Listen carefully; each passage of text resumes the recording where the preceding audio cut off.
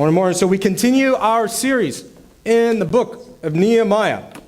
And our series, the first part, of course, was about Nehemiah wanting the city of Jerusalem to be protected, so they built a wall so that people are protected. The second part of the book of Nehemiah is not necessarily about building up a wall, but about building up the people. Building up the people. And we come to the chapter in chapter 10, and this particular chapter deals with tithes and offerings. And so to talk about tithes and offerings, I want to share a story.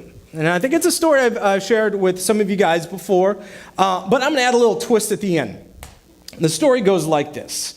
Junior year in college, I'm at a bonfire. It's a date night. I've been asked to go with one of the students on this date night. She's asked me to go. We're there. We're having a great time. We're all circled around this bonfire. Well, it's late at night, and we're about to go home, and suddenly the guys, all the college guys, get a crazy idea, and it's college, and that's what we do. And so one of the guys said, hey, you see the Pacific Ocean? Because I was in San Diego at the time. We're on the beach. See the Pacific Ocean? And I said, yeah. And all the guys said, let's just go run in there. Clothes on, everything. So we turn around, we sprinted, and we run into the ocean. Hey, we're wild, we're free, blah, blah, blah. And then I realized something. I checked my back pocket. My wallet was there. It was gone. So now I'm kind of freaking out because it had all the money I had in the world, which is about $12. It had my driver's license and it had some other things. I'm freaking out because I need not only the money, but I need all of the identification because I'm about to go on a trip to Israel and I've got to get a passport. So I need my wallet and everything that's in it. So I'm kind of freaking out. So we're scrambling around the ocean late at night, 1 o'clock in the morning, trying to find Kevin's wallet. And then I realized I just told the guys, we're not going to find my wallet. So I turn around, we head back to the car. And someone said to me, are you bummed out about the wallet? And I said, I usually would be, but for some reason, I trust that God is going to provide and take care of me. I don't know why.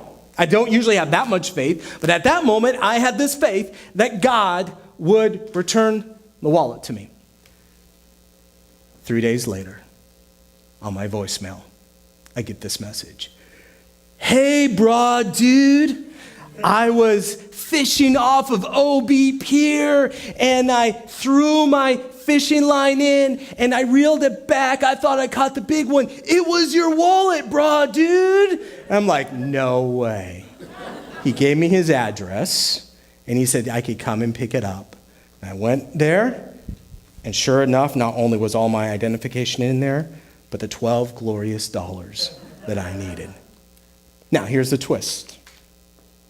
It's one thing to have faith that when you've lost something you didn't mean to lose. It's one thing to have faith that you will get it back. To say, okay, God, I've lost it. It was my mistake. I will get it back. It's another thing for God to pull you aside and say to you, hey, Kevin, yeah, I want you to take that wallet and go to the Pacific Ocean and throw it in. And trust that I'll give it back to you. Isn't that what is so hard about tithing?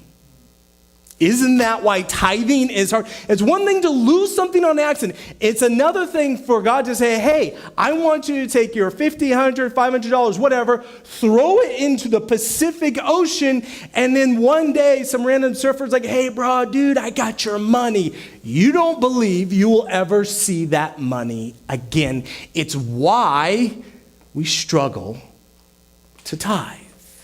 You've heard the verses. If you've been in church, you've heard 2 Corinthians 9:6. The Apostle Paul says, the point is this.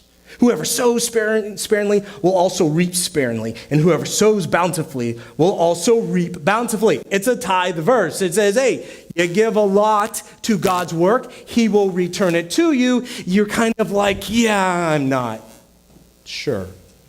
Luke 6:38, give, and it will be given to you. Good measure, pressed down, shaken together, running over, will be put into your lap. For with the measure you use, it will be measured back to you. Again, there are doubts in your mind. What you're saying is, I'm supposed to take this X amount of money, which I really need to pay that particular bill, or that credit card, or this or that, and I'm supposed to take this in faith and give generously to God's work, and he will give it back to me. You might as well ask me to take my wallet to the Pacific Ocean and throw it back, and a couple of days later, some guy's going to leave a message on my voicemail saying, I found your wallet. So I thought it would be good.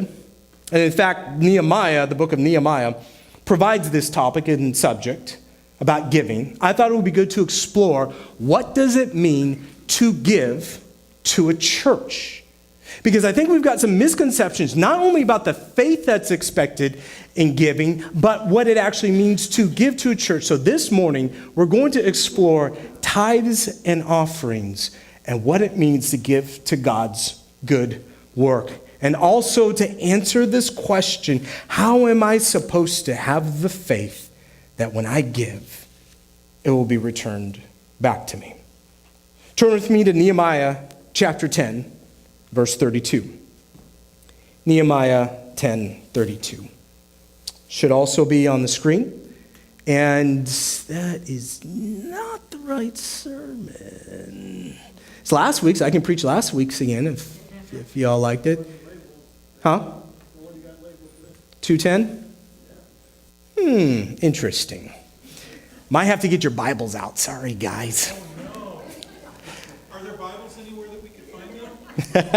Nehemiah, well, thank you very much, John Becker. There is a Bible that you can turn to. In front of you, blue book, page 764, I believe. You can confirm if that's true.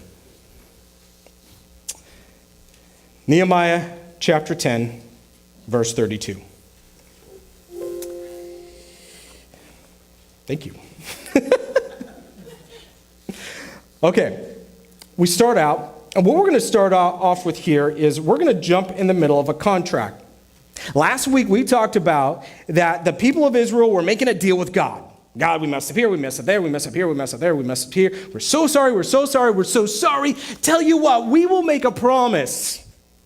We will make a promise. We will obligate ourselves to give to your work if you will take care of us and protect us. So we are starting with this kind of promise, this obligation, this compulsion that they've put on themselves to give. And we'll start there. And we'll ask the first question, where does tithing come from? So verse 32, it says, we also take on ourselves the obligation to give yearly a third part of a shekel for the service of the house of our God. For the showbread, the regular grain offering, the regular burnt offering, the Sabbaths and new moons and all this. So they're saying, first thing, we're going to give a certain amount. We're going to give a shekel. How much is a shekel? It's 27 cents. We're going to give a third of a shekel. How much is that? That's 9 cents. So we're going to give, as a people, all combined 9 cents will be able to take care of the services. So the temple had these services. They needed some showbread. They needed the regular grain offering. They needed regular burnt offering. So it's going to cover and it's going to fund this. It's kind of like the business meeting we're going to have at the end of the month where we talk about it. This is our budget for this year. And so we are inviting the people to give and to contribute to this budget out of your tithes and offerings. And we continue and we go down. It says in verse 34, we, the priests, the Levites, and the people have likewise cast lots for the wood offering. So you imagine you're in a temple, and in the temple you're offering sacrifices a lot. There's a lot of sacrifices that are going on. You need a lot of fuel. The fuel is the wood. Well, someone's got to pay for all the wood. So they said, look, we're going to essentially draw straws. We're going to all agree that on a certain day, someone based on casting lots or drawing these straws will pay for the wood offering. So now they make another commitment. Drop down to verse 35. We obligate ourselves to bring the first fruits of our grounds and the first fruits of all fruit of every tree. Now, we're not quite sure what this means. What does the first fruit mean? If you have an orange tree in your backyard, does that just mean you take one orange and you send it over to the temple, or you take 10 or whatever? We don't quite know what first fruits meant in regard to a tree, but we do know what first fruits mean in regard to your livestock, your cattle. So it's usually like the first in season, the first animal that's born from your farm. So the first lamb that's born, or the first cow that's born, they would take their first and they would send it off. So now they're saying, we're going to not only give you 9 cents, every individual is going to give you 9 cents for the service itself, and not only are we going to provide the wood, but now we're going to give you the first of everything. And then we drop down, and we're going to drop down here to verse 37, and to bring the first of our dough and our contributions, the fruit of every tree, the wine and the oil, to the priests, to the chambers of the house of our God. And to bring to the Levites the tithes from our ground, for it is the Levites who collect the tithes in all our towns where we labor. Tithes is a very specific thing. It's not first fruits. It's not 9 cents out of a shekel. It's not. Tithes means 10%. So now the list is getting really long. You're supposed to bring 10% from essentially what you make at the farm. If you grow corn, you got to bring 10% of that corn or whatever you profited from that. So the list goes on and on and on and on. Now, this is a deal that they're making with God. Praise God, we don't have to make a deal with God for him to love us. Let's just stop right there and say that. You do not have to make a deal with God for him to love you. Sometimes that's what we get confused about when it comes to our tithes and offerings. Well, if I tithe, God will love me. That deal is gone. You can't even make that deal. The cross says God is already committed to love you no matter what. So that particular deal is gone. But the relationship between a group of people giving to the work of God still applies today. It's still today. It just looks a little bit different. This is how it looks different. This is how it looks different. Back then, you're supposed to do it so that God loves you. Today, you're supposed to do it because you want to partner with God. But what that also means is it gets really confusing how much you're supposed to give. How much do I give? Because back then, you're supposed to give your first lamb. Anyone own lamb? Anyone have a shekel on them? Anyone have grain? Anyone have crops? No, we don't have that, and neither do we have to give the specific amount that's outlined here, because this is not dependent on our love relationship with God. So we don't have to do that. So how much I give changes because it's the New Testament. But even that isn't simple. We start off here, and it says in 2 Corinthians 9:7, each one must give as he has decided in his heart, not reluctantly or under compulsion, for God loves a cheerful giver. So at this point, God is saying, I want you to give. There's not a specific amount that you're supposed to give. The Apostle Paul says, you don't have to give a set amount. And the Apostle Paul says, you should also not feel forced to give. So these two things are good, and we like that. Except Jesus confuses the situation. He says, actually, I'm going to tell you to give. I'm going to be a little strong, and I might give an amount. So we go to Matthew chapter 23, verse 23. It says, woe to you. Jesus is talking to the Pharisees. Woe to you, scribes and Pharisees, hypocrites, for you tithe mint and dill and cumin and have neglected the weightier matters of the law, justice and mercy and faithfulness. So he's saying, hey, look, you make sure out of your deal, like you go to your cabinet, your seasonings, and you take out 10% of the dill and the mint and the cumin because you're following the law, and yet you don't abide to truth and justice and mercy and all these other things. So at this point, what we think Jesus is going to say is like, forget about the tithing part. You just need to be loving and you need to be merciful. That's what we would expect. But what he actually says here is, no, these you ought to have done, justice, mercy, and faithfulness, without neglecting the others, the 10%. So now we're confusing the situation. Let me confuse it a little bit more. Luke 21, 1 through 4. Jesus looked up and saw the rich putting their gifts into the offering box, and he saw a poor widow put in 2 small copper coins. And he said, truly, I tell you, this poor widow who has put in more than all of them, for they all contributed out of their abundance, but she, out of her poverty, put in all she had to live on. So the first thing he says is, hey, look, you who put in your 5, 10, 15%, I know you might feel magnanimous and great because you have a net worth and you have a large income. So you probably with your tithes and offerings, you funded the children's ministry. I know you feel great about that, but you didn't put in 100% like this widow. You didn't put 100% like this widow. So don't think that you are better than the poor person who walks in and literally empties their bank account compared to what you have. So he deals with their heart, the first thing. But then the second thing he does is he challenges them. He's like, hey, you put 5, 10%. This lady's putting 100%. So not only is Jesus kind of being a little pushy, he's dealing with percentages. How do we deal with this? Because the Apostle Paul is like, hey, you do not need to feel forced to give a certain amount, and you should not even feel forced. But Jesus is like, yeah, you need to make sure you're giving your tithe. So this is where I've come down on this because it's confusing. I will be honest. A lot of us are confused on this when we hear about tithes and offerings. This is what I'll say. We as a church, I as a pastor, just like the Apostle Paul, have no right, nor should we dictate to anyone in any church what to do and how much to do when it comes to tithes and offerings. There are churches that ask how much you made in a particular year so they know how much you should be tithing. We won't do that here. I like it when people come to church, so we won't do that here, right? So the Apostle Paul, myself, the church, will never press on you what you're supposed to do.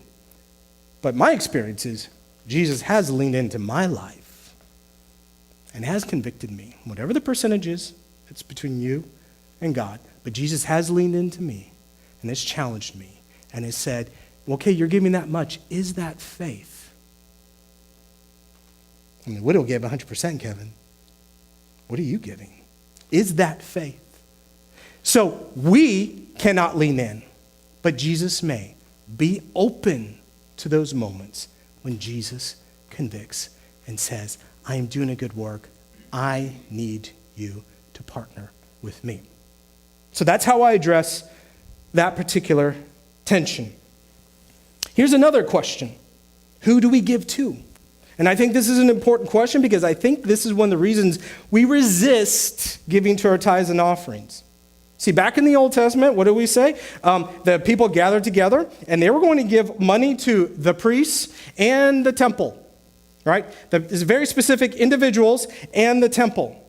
So we think, okay, well, that's the Old Testament. There's a priest and a temple, and you give to that. In the New Testament, there's a pastor and a church building, and you give to that, right? I mean, wouldn't that be how it's supposed to work out?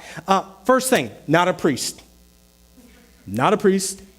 Never want to be a priest. What does it mean to be a priest? What it means to be a priest is there's a congregation like this. You guys have some things you're struggling with in regard to your relationship with God. Maybe you've got some sins, you've got some hang-ups, and you come up and you're like, can you pass a message on to God for me? And part of that message is, here's a lamb, or here are 2 doves, or whatever. And pass this message and say, I am so sorry, God. And I take your sacrifices, and I, as a kind of hinge point, I say, okay, I will go talk to God and see how he feels. I say, hey, God, they got some problems. Will you forgive them? And God says, yeah. And so I come back to you, and I say, God forgives you. I don't want to do that. I'm not interested in that. The priesthood in the Old Testament is gone. The Christians, when we talk about the Old Testament priesthood, where there are specific people within a religious system that are set aside and who are special compared to everyone else following that faith, that idea of a priesthood is gone. They no longer exist. I know that there are some expressions of the Christian faith that confuse that, but the priesthood is gone. The Apostle Paul was never called a priest. Peter was never called a priest. No one in the New Testament who is considered a leader of the church was referred to as a priest. Now, I'm not a priest to you, but Follow me here. You are a priest to the world. See what I did there? See what I did there? I am not a priest to you. Meaning, I don't stand in the gap and deliver a message for you on your behalf to God. But we, disciples of Jesus, are priests to the world. It says it right here in 2 Peter 1:9. We are a holy priesthood. If you've accepted Jesus Christ, you were immediately entered into the priesthood, meaning you now engage with the world and you say to the world, you want to know Jesus? Come to me and I will help you. I will bridge that for you. Okay? I will help you. I will bridge that for you. But then it goes on to say, 2 Peter 1:9, we are a holy priesthood to offer spiritual sacrifices acceptable to God. So yes, we do offer sacrifices, but our sacrifices aren't animals. Sacrifices aren't doves or not lambs or anything like that. What our sacrifices are our acts of service. Hebrews 13:15 says, the spiritual sacrifice is praise and thanksgiving. Through him, let us continually offer up a sacrifice of praise to God. And Philippians 4:18 to me is the most important part. Philippians 4:18 says, the services of love as a fragrant offering, a sacrifice, holy, acceptable, and pleasing to God. We, by expressions of love, we offer sacrifices. So we go and love on the world in our particular ways, and that is a kind of sacrifice to God. We, in our work, in our efforts as a church, those are the sacrifices as a kind of priesthood. And the reason I'm explaining all this is you, when you give your tithes and offerings, you're not giving your tithes and offerings to Kevin McGill, nor to this church building. This church building is not a temple. It keeps the snow off. It keeps the rain off. That's it. But you give your tithes and offerings to one another as a community, because we're all priests going about giving up our love sacrifices, going about standing between the world and Jesus and bringing the world to Jesus.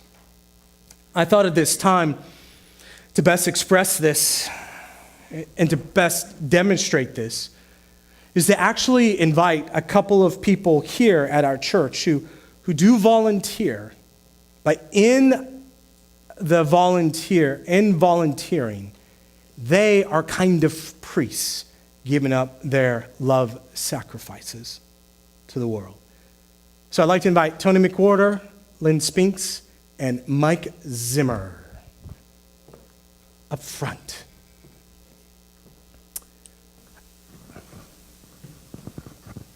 And I think I will have Tony go first.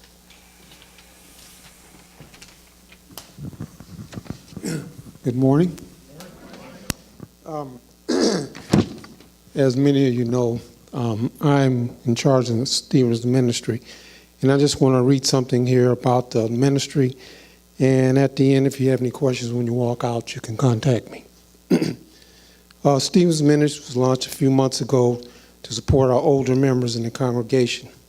The mission is to assist individuals who need help in navigating through social, legal, and other systems that may be challenging for them. They may also be facing challenges with various personal issues, emergency repairs, or health issues. In some cases, they may need prayer or just a listening ear. Regardless of the issue, the ministry will attempt to rally around them during their time of need. The ministry has been able to assist with repairs, assisting, navigating through family issues, visited individuals in hospitals, and provided prayer for individuals who need their church family to rally around them. This has occurred during the last few months. Although the ministry has very limited resources, there has been able to enlist the assistance of volunteers to help to resolve issues. Although the primary focus has been on the older members of the congregation, The ministry will provide support for any individual who's in need of assistance. The contact information for Stevens Ministries is contained in your program. So again, if you need us, I'll be standing out there. You can contact me as you walk out. Don't go anywhere just yet. Just yet. It's like, I didn't prepare for this. All right. So I know a year ago, we had an older member in our congregation, and her basement flooded, as it does in this area. And she was trying to do everything to get the water out. Someone from our congregation who helps out and supports the Stevens ministry approached me and said, look, is there anything the church can do? I mean, we can't do a lot, but she just needs a pump that works, because her pump doesn't work. And so the church, from our tithes and offerings, was able to fund Stevens ministry specifically for that work for this older lady. And then that gentleman, that person, went over to the house, installed the sump pump, and cleared out her basement. Now, we all know that's just kind of part of life, but can you imagine being by yourself, being isolated, very limited? You're seeing the value of your house just being destroyed because you can't get the water out. And the church, as a kind of love sacrifice, moves in and shows that we are there for them. And so when we think about Stephen's ministry, we can think about a lot of things. But when you think about giving your tithes and offerings to a ministry like Stephen's ministry, that's what we should think about. So, you're done. You're good. Mike. Good morning.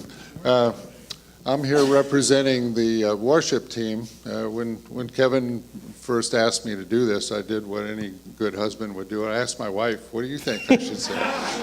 Now, she's a singer, so I have to say she has some insight into what goes on.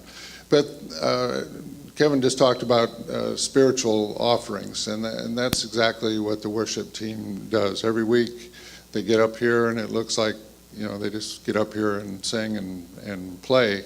But it's a sacrifice. It's a sacrifice of time and of talent and opportunity. They could be doing other things. So it's not easy, and I hope you appreciate that. But what we're really trying to do every week is point back to God, point to Christ, and contribute to your worship experience. We've got people in the booth in the back that hopefully you never notice what they do, because you don't unless they mess up, and then it attracts attention. But that's not a good thing. So if it's a perfect week, we've drawn you in. You've come closer to Christ, and we haven't attracted attention to ourselves at all. A little while ago, when we lost our worship leader, there was a lot of insecurity, as you might expect, about, well, what are we going to do now? How are we going to carry on? And I'm just so proud of the worship team, because a few months into it now, I see these people who followed and did what they were supposed to do. Now they've come together in a way that is encouraging one another, lifting each other up, and it's just a total team effort. They're helping each other. And I think you'll agree with me that we found that we can carry on. We can still worship, we can still have good music, and we can still offer up a good praise offering every week. And I'm just so proud of that, and I thank you for that. And one last thing, I have to give a little commercial. We still need help, and particularly musicians. I thank Janet and Dave so much, because without them it would be hard for us to carry on. Kim has stepped up with her electric ukulele, but it's not quite the same if that's all we have. So the beautiful thing is that all this talent, and John has joined us now, and Kim's fairly new. All this talent has just come from within the group, within the congregation. So we still need help. We need help in the booth and back. We can train you how to do those things. And if you have any musical ability, we would really love to help you, because it's not fair to have the same people doing that sacrifice week after week. So thank you.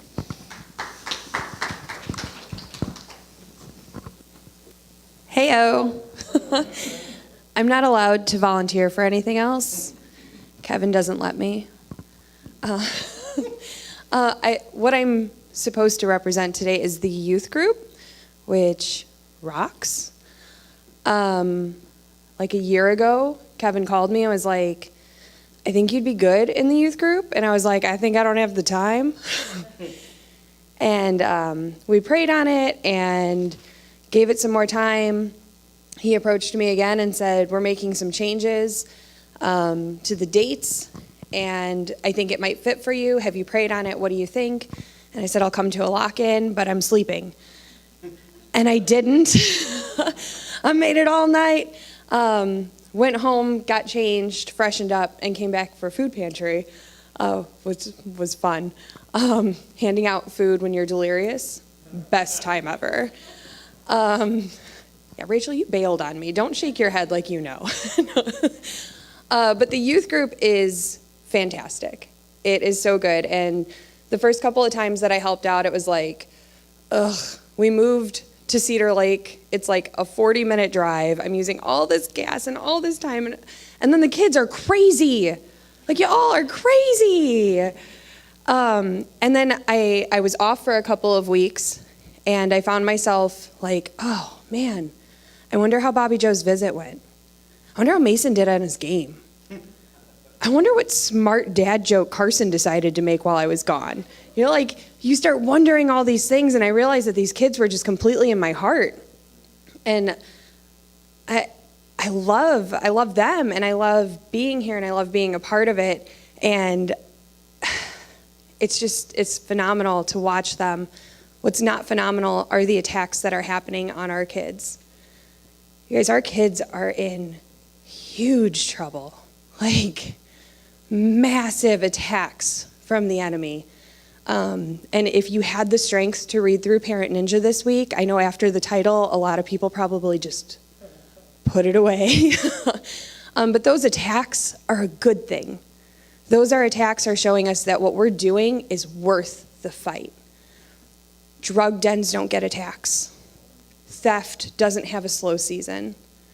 It is so easy to turn on social media, to turn on the television, and see the wrong way to live, and it's glamorized, and it's beautiful, and you want in. And they're accepting. There are always spots open in their group, so come on in. And it's easy to give in to that. And the youth group is a place for those kids to come in and for us to say, we're not putting a label on you. We're not judging you. We just want you to come here and be kids and enjoy life and learn about how you can have life forever. And if that's appealing to you, then stay with us. And on a plus side, we also get to play sissy football. Mason brought in a flag football, is that what it's called? And I've never played it before, but I like to hit people. So I thought this would be I thought it would be fun. And I'm like spinning off a Paul, jerking his thing off. And they're like, you don't have to do that. I'm like, oh, never done this before. But it was so much fun.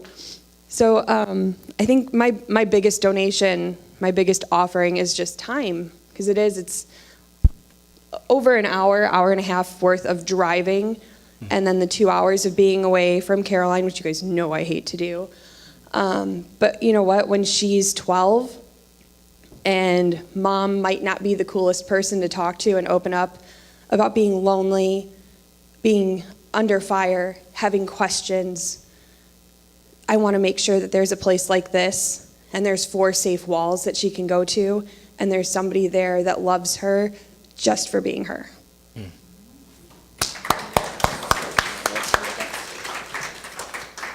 So when Lynn and Jessica and myself and a number of volunteers are hosting lock-ins and Wednesday nights, we're buying snacks and we're taking the kids bowling or to the drive-in, and when our tithes and offerings, some of our tithes and offerings support that, you're not just supporting fun and games. I mean, the fun and games is a big part. But what you are doing is there are these students out there right now, and Lynn is right. Our students are under attack at a level that I don't think any of us, or at least most of us, can appreciate. They are under attack, but this is what the enemy does. He isolates them and attacks them. We have these lock-ins. We have these Wednesday night events. We buy snacks. We take them out to special events. But what we're doing in that is gathering them together so they are not isolated. And so what we are doing is offering this kind of love sacrifice for these kids. And what you are doing is funding that. We are funding each other. We're all priests. We're all in this together. And so that's how I want us to think about our giving. That's how I want us to think about our financial partnership. That we are all in this together, offering up love sacrifices to a people and a world and a God who needs it.